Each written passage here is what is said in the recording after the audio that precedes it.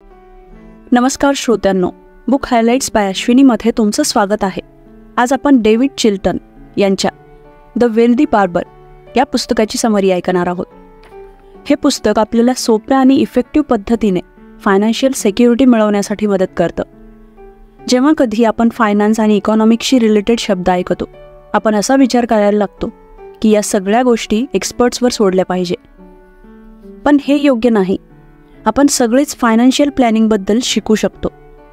तुमच्या आणि तुमच्या कुटुंबाच्या फायनान्शियल प्लॅनिंगसाठी तुम्ही एक्सपर्ट असण्याची गरज नाही.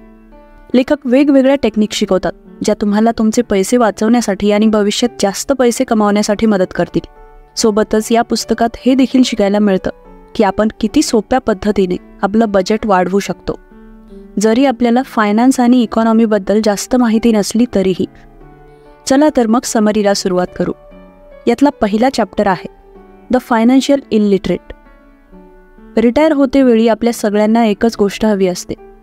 आपल्याला एक घर हवं असतं, एक कार, आपल्या मुलांसाठी चांगलं शिक्षण आणि आयुष्यभर एक चांगलं लिव्हिंग स्टँडर्ड.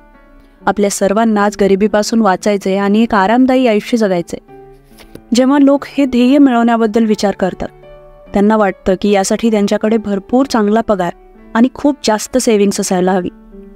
पण लेखक म्हणतात हे गरजेचं नाही. तुम्ही तुमचं हे ध्येय एक चांगला फायनान्शियल प्लॅनर बनून साध्य करू शकता. अडचण ही आहे की हे प्लॅनिंग जास्त करून शाळा आणि घरामध्ये शिकवलं जात नाही. त्यामुळे लोकांना हे कुठून तरी दुसरीकडून शिकावं लागतं. जर तुम्ही योग्य फायनान्शियल प्लॅनिंग करत नाहीत तर तुम्ही तुमचे सगळे पैसे गमवाल, जरी तुमची सॅलरी कितीही जास्त असली तरीही. पण फायनान्शियल प्लॅनिंग करून तुम्ही ते सगळं मिळवू शकता जे तुम्हाला हवं आहे. यातला दुसरा चॅप्टर आहे अ सरप्रायझिंग रेफरल. तुम्ही एक योग्य फायनान्शियल प्लॅनिंग करून तुमचं आयुष्य बदलू शकता. लेखक म्हणतात जास्त पैसे मिळवण्यासाठी तुम्हाला एक भरपूर पगार असणारा जॉब करण्याची गरज नाही. एक आरामदायी आयुष्य जगण्यासाठी तुम्हाला फायनान्शियल प्लॅनिंगच्या स्टेप्स फॉलो कराव्या लागतील, जसं की इन्व्हेस्ट करणं, सेव्ह करणं, योग्य इन्शुरन्स आणि रिटायरमेंट प्लॅन घेणं. लेखक डेव्हिड एका अशा व्यक्तीला शोधत होते जे त्यांना या सगळ्या स्टेप्स समजावून सांगू शकतील. त्यांना या सगळ्या स्टेप्स शिकायच्या होत्या, जेणेकरून ते त्यांच्यासाठी आणि त्यांच्या फॅमिलीसाठी योग्य निवड करू शकतील. कुणीतरी डेव्हिडला सांगितलं की त्यांनी रॉय मिलर यांच्याशी भेटायला हवं, कारण तेच एक असे व्यक्ती आहेत ज्यांना फायनान्शियल प्लॅनिंगबद्दल सगळी माहिती आहे. तर हे रॉय मिलर कोण आहेत? ते स्वतः एक वेल्दी बार्बर आहेत. रॉय हे लॉचं शिक्षण घेत होते आणि तेव्हाच त्यांना माहीत झालं की त्यांच्या वडिलांचा हृदयविकाराने मृत्यू झाला. त्यांना त्यांच्या कुटुंबाला सपोर्ट करण्यासाठी लॉचं शिक्षण सोडून आपल्या गावी परत जावं लागलं. त्यावेळी रॉयने आपल्या बहिणीचं शिक्षण पूर्ण करण्याचा निर्णय घेतला आणि त्यांच्या आईने एक मेड म्हणून काम करायला सुरुवात केली. आणि रॉयने त्यांच्या वडिलांचं न्हाव्याचं दुकान सांभाळलं आणि स्वतःचा सगळा अनुभव त्याच्यात लावला. रॉयला त्यांचं न्हाव्याचं काम खूप आवडायचं. त्यांना लोकांना भेटणं आणि बोलणं खूप आवडायचं. त्यांनी आपल्या कामाच्या सुरुवातीला हेअर ट्रक बनवला, जो एक वेगळा अप्रोच होता. जास्त करून मंगळवारी ते सगळ्यात कमी पैसे कमवू शकत होते, कारण रिफायनरीचे वर्कर्स त्या दिवशी आपलं काम सोडून केस कापण्यासाठी येत नव्हते. त्यासाठी रॉयने आपल्या ट्रकच्या मागे एक छोटंसं सलून बनवलं आणि तो ट्रक त्या वर्कर्स जवळ घेऊन जात. ते इतके यशस्वी झाले की त्यांना बाकीच्या दिवशी रिफायनरीवर जाण्यासाठी 2 माणसांना कामावर ठेवावं लागलं. आपल्या न्हाव्याच्या कामाने एवढं यशस्वी झाल्यानंतरही रॉय समाधानी नव्हते. ते त्यांच्या आई आणि बहिणीची पूर्ण काळजी घेत होते, पण त्यांच्याकडे कुठलीही सेव्हिंग नव्हती. त्यांना समजलं की आता त्यांना मनी मॅनेजमेंट शिकण्याची वेळ आली आहे, कारण रॉयला जास्तीत जास्त पैसे कमावण्याचा मार्ग कोणत्याही पुस्तक किंवा मॅगझिनमध्ये मिळाला नाही. त्यामुळे त्यांनी त्यांच्या शहराच्या सगळ्यात श्रीमंत व्यक्ती मॉरिस व्हाईट यांना भेटायचं ठरवलं. मॉरिसशी भेटल्यानंतर मिस्टर रॉयने सगळं शिकून घेतलं जे फायनान्शियल प्लॅनिंगसाठी गरजेचं आहे. मॉरिसने त्यांना फायनान्शियली यशस्वी होण्यासाठी सगळ्यात उत्तम मार्ग सांगितला. सोबतच इन्व्हेस्टमेंट्स, इन्शुरन्स आणि रिटायरमेंटबद्दल देखील सांगितलं. मॉरिसच्या मदतीने आता रॉय एका गरीब व्यक्तीपासून श्रीमंत व्यक्ती बनले, ज्यांच्याजवळ एक लेक हाऊस, बिझनेससाठी एक इमारत आणि बऱ्याच इन्व्हेस्टमेंट्स होत्या आणि एक सुरक्षित रिटायरमेंट प्लॅन देखील होतं. रॉय आता एक वेल्दी बार्बर या नावाने ओळखले जाऊ लागले, जे इतरांची फायनान्शियली यशस्वी होण्यासाठी मदत करत होते. तर यातला पुढचा चॅप्टर आहे द 10% सोल्युशन. जेव्हा लोक आपलं फायनान्शियल ध्येय मिळवू इच्छितात ते जास्त करून सेव्हिंग्स आणि बजेटिंगवर लक्ष देतात. ते एकतर आपले काही पैसे भविष्यासाठी वाचवतात किंवा आपला खर्च कमी करतात. पण या पद्धतीने भविष्यासाठी जास्त सेव्हिंग होऊ शकत नाही. सगळ्यात योग्य पद्धत म्हणजे आपल्या पगारीच्या 10% रक्कम वेगळी ठेवणे आणि ती वेगवेगळ्या पोर्टफोलिओमध्ये इन्व्हेस्ट करणे. सुरुवातीला तुमच्यासाठी 10% बाजूला करणं थोडा अवघड होऊ शकेल, पण तुम्ही काही वेगळ्या पद्धती वापरू शकता. जसं की प्रत्येक महिन्यात आपोआप पगारातून 10% वजा होणार. 10%ची पद्धत सगळ्यात छान आहे, कारण ही पद्धत कंपाऊंड इंटरेस्टचा फायदा मिळवते. कंपाऊंड इंटरेस्ट हे मुद्दल आणि त्याचा इंटरेस्ट या दोन्हीवर मिळवलेला इंटरेस्ट आहे. याचा अर्थ येणाऱ्या काळात तुमचा पैसा वाढतच जाणार आणि पुढे चालून भविष्यात तुमच्याजवळ चांगली सेव्हिंग असेल. आपल्या पगारीची 10% रक्कम इन्व्हेस्ट करण्याची सगळ्यात चांगली पद्धत म्हणजे म्युच्युअल फंडमध्ये इन्व्हेस्ट करणं. तेव्हा त्यांना प्रोफेशनल गायडन्स आणि मॅनेजमेंट टिप्स देखील मिळतात. म्युच्युअल फंडात खूप वर्ष इन्व्हेस्ट केल्यामुळे तुम्ही जास्त सेव्हिंग्स करू शकता.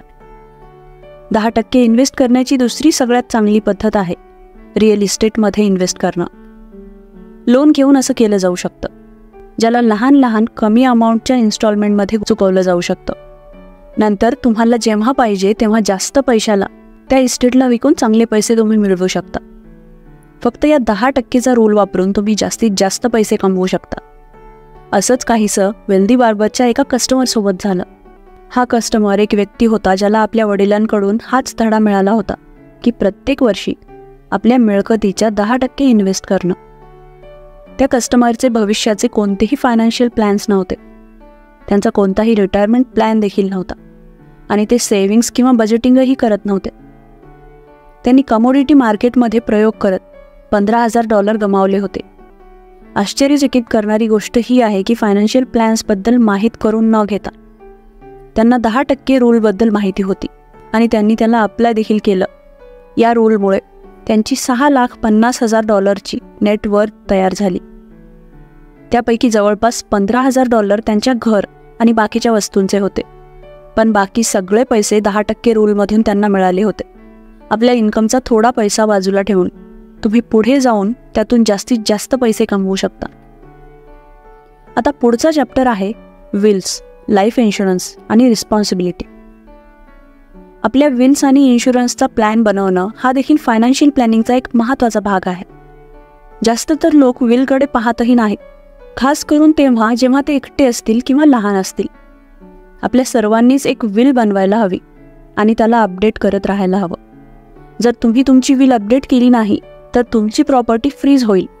तुमच्या पश्चात तुमच्या फॅमिलीला ती प्रॉपर्टी वापरण्यासाठी कोर्टाच्या चक्कर माराव्या लागतील आणि निकालासाठी वाट पाहावी लागेल.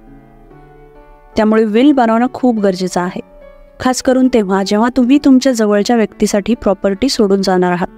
फायनान्शियल प्लॅनिंगचा दुसरा महत्त्वाचा भाग आहे एक योग्य लाईफ इन्शुरन्स निवडणं. कारण आपल्यापैकी बरेच जण एक्सपर्ट नाहीत.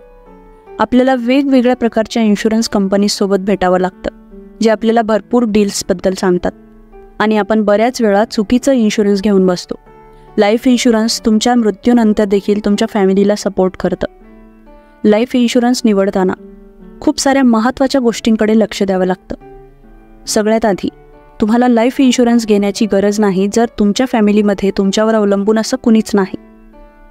दुसरी गोष्ट, जर तुमच्याजवळ भरपूर पैसे जमा असतील ज्याच्या मदतीने तुमच्या फॅमिलीला कुठलीच अडचण येणार नाही, अशा वेळी तुम्हाला लाईफ इन्शुरन्स घेण्याची गरज नाही. कारण ज्या लाईफ इन्शुरन्सची तुम्हाला गरज नाही त्याचे इन्स्टॉलमेंट्स तुम्ही भरत असाल तर त्याचा काहीच फायदा नाही. काही लोक आपल्या लाईफ इन्शुरन्समध्ये चांगल्या प्रकारे इन्व्हेस्ट करत नाहीत, ज्यामुळे त्यांच्या मृत्यूनंतर त्यांच्या कुटुंबाला त्रास सहन करावा लागू शकतो. पुढचा चॅप्टर आहे होम स्वीट होम. तुम्ही एकतर घर खरेदी करू शकता किंवा भाड्याने राहू शकता. बऱ्याच ठिकाणी असं मानलं जातं की एक घर प्रत्येकाने खरेदी करायलाच हवं, पण लेखक म्हणतात की हे गरजेचं नाही. घर घेत असताना काही महत्त्वाच्या गोष्टी लक्षात ठेवायला हव्यात. लेखकाच्या मते घर तेव्हाच खरेदी करायला हवं जेव्हा पुढील सगळ्या गोष्टी लक्षात घेतलेल्या असतील.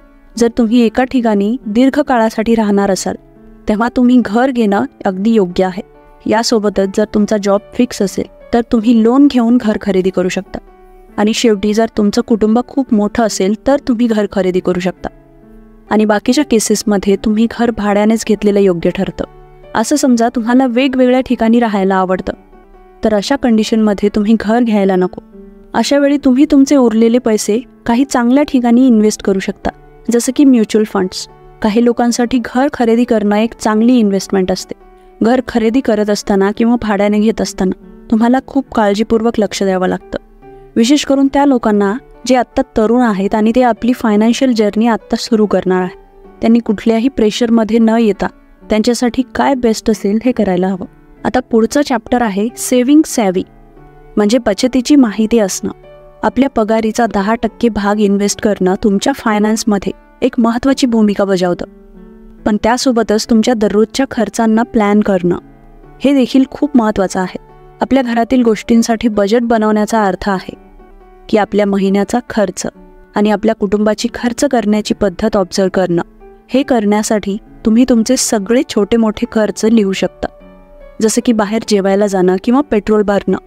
यामध्ये तुम्ही दररोज जी निवड करता त्याचा तुमच्या बजेटवर खूप प्रभाव पडतो. तुम्ही तुमचे खर्च ट्रॅक केल्यामुळे तुम्हाला हे जाणण्यासाठी मदत होईल की तुम्ही पुढे जाऊन किती सेव्हिंग करू शकता. हे तुम्हाला तुमच्या काही सवयी बदलण्यासाठी देखील मदत करतील. खर्चाचा हिशोब न ठेवल्यामुळे तुम्ही नको त्या गोष्टींवर तुमचे पैसे खर्च करू शकता. बऱ्याच लोकांना दर आठवड्याला, महिन्याला किंवा वर्षभराला फायनान्शियल समरी बनवायला आवडत नाही, पण त्यातून तुम्हाला खूप मोठे रिझल्ट्स मिळू शकतात. या समरीमध्ये आपण शिकलो की फायनान्शियल नॉलेज असणं किती महत्त्वाचं आहे, कारण हे आपल्याला कुठल्या शाळेत किंवा घरात शिकवलं जात नाही. चांगल्या फायनान्शियल नॉलेजच्या मदतीने तुम्ही तुमचं आयुष्य चांगलं बनवू शकता. या समरीमध्ये आपण वेल्दी बार्बरची गोष्ट ऐकली. ते त्यांच्या चांगल्या फायनान्शियल प्लॅनिंगमुळे आर्थिकदृष्ट्या यशस्वी झाले. आपण 10% रूलबद्दल समजून घेतलं, जे आपल्याला आधी स्वतःसाठी पैसे वाचवायला शिकवतं. यामध्ये तुम्ही तुमचा कोणताही खर्च करण्यापूर्वी आपल्या पगारीचा 10% भाग वेगळा ठेवता आणि ते इन्व्हेस्ट करता. आणि ही 10%ची इन्व्हेस्टमेंट कंपाऊंड इंटरेस्टच्या मदतीने वाढत जाते. आपण शिकलो की विल बनवणं किती महत्त्वाचं आहे. यासोबतच आपण त्या घटकांबद्दल देखील माहिती घेतली ज्यांना लाईफ इन्शुरन्स घेण्यापूर्वी लक्षात घ्यायला हवं. सोबतच आपण या समरीमध्ये हे देखील शिकलो की कुठल्या प्रेशरमध्ये येऊन आपण घर खरेदी करू नये, जर आपल्यासाठी ती एक योग्य इन्व्हेस्टमेंट नसेल तर. बऱ्याच वेळा घर खरेदी करण्याऐवजी घर भाड्याने घेणं फायदेशीर असतं. जर सुरुवातीला तुमच्याकडे सेव्ह करण्यासाठी खूप कमी पैसे असतील तर तुम्ही डिस्करेज होऊ शकता. आपल्या स्वप्नांच्या दिशेने पुढे जाण्यासाठी हे एक खूपच छोटंसं पाऊल वाटू शकतं. पण आपण वेल्दी बार्बरच्या गोष्टीतून हे शिकलो की फक्त काही पैशांपासून सुरुवात करून खूप मोठं साम्राज्य उभं केलं जाऊ शकतं. प्रत्येक महिन्याला शक्य असेल तितकी रक्कम तुम्ही सेव्ह करून तुम्हाला यशाकडे नेणारं एक पाऊल तुम्ही उचलू शकता. पुरेशी मेहनत आणि आपलं नशीब या दोघांना एकत्र हातात घेऊन तुम्ही ती प्रत्येक गोष्ट मिळवू शकता जी तुम्हाला मिळवायची आहे. ही समरी इथेच संपते. समरी आवडल्यास नक्की लाईक, शेअर आणि कमेंट करा. चॅनलवर नवीन असाल तर सबस्क्राईब करा आणि सोबतच बेल नोटिफिकेशन ऑन करायला विसरू नका.